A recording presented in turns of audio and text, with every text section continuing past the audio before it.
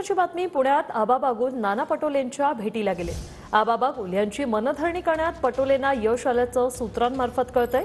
आबा बागुल यांना पक्षात लवकरच मोठी जबाबदारी मिळणार अशी माहिती सूत्रांनी दिली।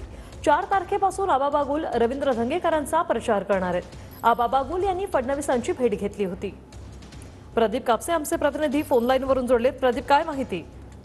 वैशाली, आपल्याला माहिती आहे की खरं तर पुण्यामधले जे काँग्रेसचे उमेदवार आहेत रवींद्र धंगेकर यांना उमेदवारी मिळाल्यानंतर आबा बागुल जे आहेत काँग्रेसमध्ये नाराज झालेले होते।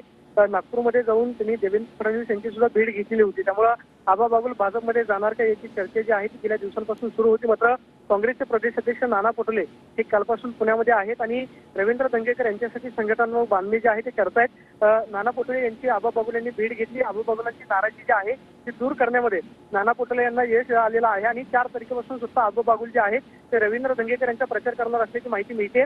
सगळ्यात महत्त्वाचं म्हणजे आबा बागुल यांना या बदल्यामध्ये काँग्रेस प्रदेश उपाध्यक्ष पद जे आहे ते मिळणार असल्याची माहिती आहे। मात्र आबा बागुलांची नाराजी दूर झालेली आहे आणि ते आता रवींद्र धंगेकर यांचा प्रचार करतील।